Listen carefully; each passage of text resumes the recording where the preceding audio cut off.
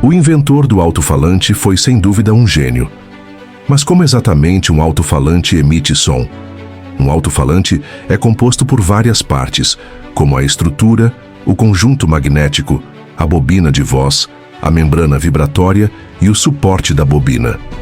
Ao abrir um alto-falante, podemos ver um ímã permanente, onde a parte superior é o polo norte e a inferior é o polo sul. No entanto, apenas o uso do ímã não é suficiente, pois seus polos estão em lados opostos. Para aproximar os polos, utilizamos duas placas metálicas montadas de maneira específica sobre o ímã. A placa inferior é conectada ao polo sul, tornando-se uma extensão dele. Depois de instalar essas placas, os polos norte e sul do ímã se distribuem de forma que um forte campo magnético é criado no espaço entre elas. No centro desse espaço, posicionamos a bobina de voz, que consiste em um cilindro resistente ao calor chamado de suporte, com um fio isolado enrolado ao seu redor. Quando a corrente elétrica passa pela bobina, ela se transforma em um eletroímã. Para entender como a bobina funciona, é essencial compreender o efeito magnético da corrente elétrica. Quando um fio condutor está entre os polos de um ímã e conduz eletricidade, ele sofre a ação de uma força perpendicular tanto ao campo magnético quanto ao sentido da corrente. Isso pode ser explicado pela regra da mão esquerda de Fleming. Se invertermos a direção da corrente ou do campo magnético, a força também mudará de direção. Se aumentarmos a corrente elétrica, a força gerada também aumentará.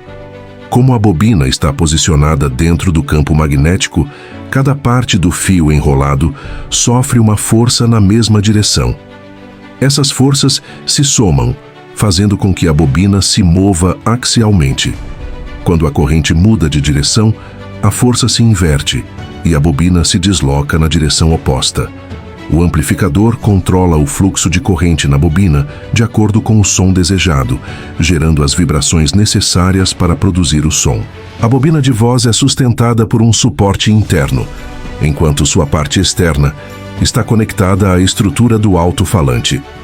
Essa estrutura mantém a bobina alinhada e fornece suporte durante o movimento. A membrana vibratória, por sua vez, é diretamente ligada à bobina e se move junto com ela, gerando ondas sonoras no ar. Para fixar sua parte externa, utiliza-se uma borda flexível feita de borracha ou papel, chamada de suspensão, que permite o movimento adequado da membrana. Quando o amplificador reproduz um som, ele envia corrente à bobina de acordo com as variações da onda sonora, fazendo-a vibrar. Com isso, a membrana também vibra, pressionando as partículas de ar ao redor e criando ondas sonoras. Quando a membrana se move para frente, forma-se uma região de alta pressão, enquanto a área à sua frente tem baixa pressão. Esse deslocamento do ar gera as ondas que chegam aos nossos ouvidos, fazendo o tímpano vibrar e enviando sinais ao cérebro, permitindo que escutemos o som.